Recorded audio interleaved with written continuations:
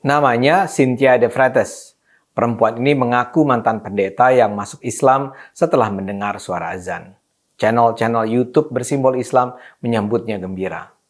Video Cynthia diterima sebagai mu'alaf di sebuah masjid menjadi viral. Sebuah channel menurunkan judul, "Pendeta asal Maluku Cynthia Teresia De Freitas menemukan hidayah dan mengucapkan syahadat."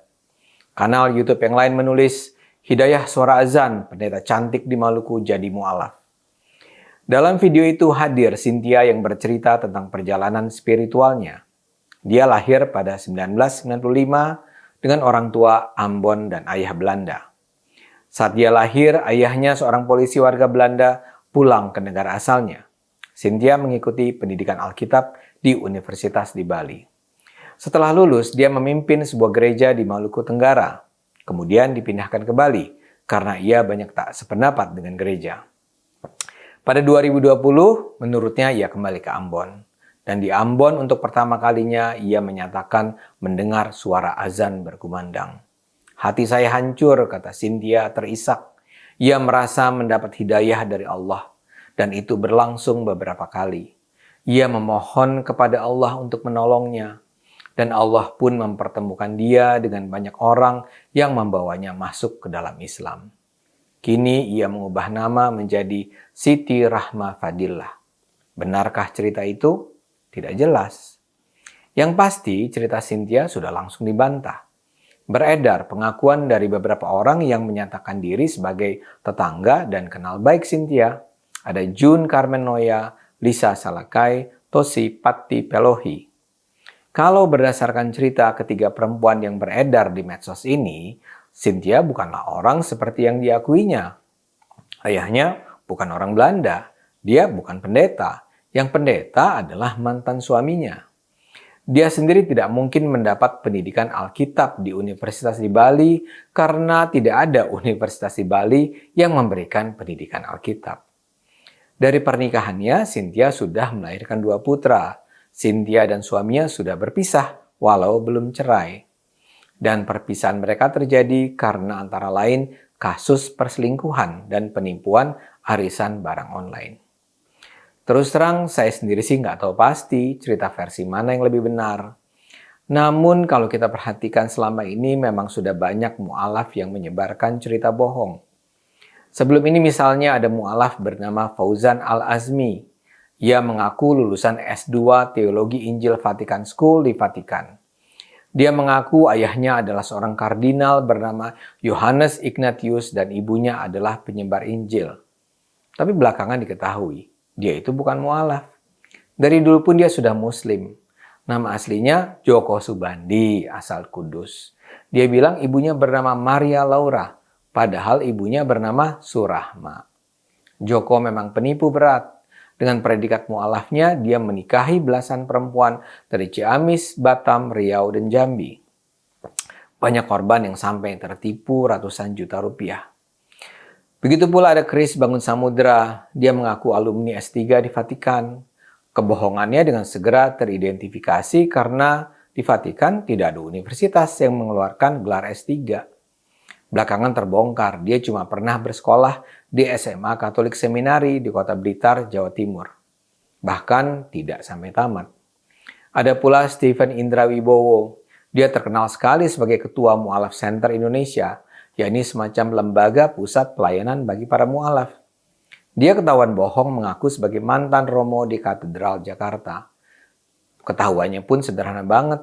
Dia bilang menjadi pastor pada tahun 2000. Sementara dia mengaku lahir pada 1981. Masalahnya nggak mungkin seseorang menjadi imam pada usia 19 tahun. Menjadi pastor di Katolik itu tidak seperti proses menjadi ustadz atau ulama di Islam. Untuk menjadi pastor Katolik, seseorang harus menjalani proses pendidikan bertahun-tahun dan berat. Jadi nggak mungkinlah Stephen sudah menjadi pastor pada usia semuda itu. Atau ada juga yang lebih senior, misalnya saja Yahya Waloni, yang sekarang tersandung perkara hukum karena dituduh menghina Kristen. Dia juga mengaku sebagai mantan pendeta, dan mengaku sebagai pendiri dan mantan rektor Universitas Kristen Papua. Belakangan ketahuan dia bohong, karena adanya bantahan dari Universitas Kristen Papua sendiri. Jadi cerita-cerita mu'alaf pembohong ini berulang kali ditemukan. Kenapa mereka melakukannya? Tentu bisa ada banyak alasan. Dalam kasus Cynthia, dia mungkin sekali berusaha mencari perlindungan. Kalau benar dia terjerat kasus penipuan, mungkin sekali dia berharap dengan mengaku sebagai mu'alaf, dia akan memperoleh dukungan dari umat Islam. Dengan dukungan itu dia mungkin berharap bisa melepaskan diri dari pengejaran mereka yang tertipu. Umat Islam memang bisa sangat emosional kalau merasa bahwa saudara seimannya dizalimi. Sementara para mu'alaf penipu lainnya, saya duga melakukannya untuk popularitas. Masalahnya memang banyak orang Islam yang bahagia sekali kalau mengetahui ada orang lain yang pindah agama dan masuk Islam. Mereka akan mengeluh-elukan mu'alaf karena mereka merasa berada di jalan yang benar. Nah, para mu'alaf inilah yang kemudian akan memanfaatkan popularitas ini untuk cari uang. Akan ada banyak orang Islam berbondong-bondong ingin mendengarkan pengakuan mereka yang pindah agama. Apalagi kalau si mu'alaf ini pintar bercerita tentang mengapa dia meninggalkan agama lamanya. Apalagi kalau si mu'alaf ini pintar bercerita tentang kejelekan-kejelekan agamanya yang lama. Apalagi kalau cerita itu dibumbui dengan kisah-kisah lucu tentang kebodohan umat pemeluk agamanya yang lama. Ini akan menjadi nilai jual yang tinggi. Dia akan diundang ke banyak tempat, bahkan bisa punya channel YouTube sendiri. Karena itulah seperti saya senantiasa katakan, akal sehat sangat diperlukan bagi kita dalam beragama. Perpindahan agama seseorang selayaknya dipandang sebagai hal biasa saja. Orang bisa pindah agama karena beragam alasan, dari sekedar bosan dengan agamanya yang lama, untuk bisa mengawini banyak perempuan, sampai yang merasa mendapat pencerahan. Karena itu, marilah kita tidak membesar-besarkan perpindahan agama. Saya selalu geli membaca atau menyaksikan konten media yang bercerita tentang artis-artis yang pindah agama. Kan pindah-pindah agama itu biasa-biasa saja. Tidak perlu dirayakan, sebagaimana tidak perlu juga dihujat. Dalam soal yang terakhir ini, masih ada saja pemuka agama menyatakan mereka yang keluar dari Islam layak dibunuh. Alasannya karena hukuman mati itu diperintahkan syariah. Sangat tidak masuk di akal dan bahkan menakutkan. Marilah kita sekarang berharap tak ada lagi mu'alaf-mu'alaf pembohong lahir di Indonesia.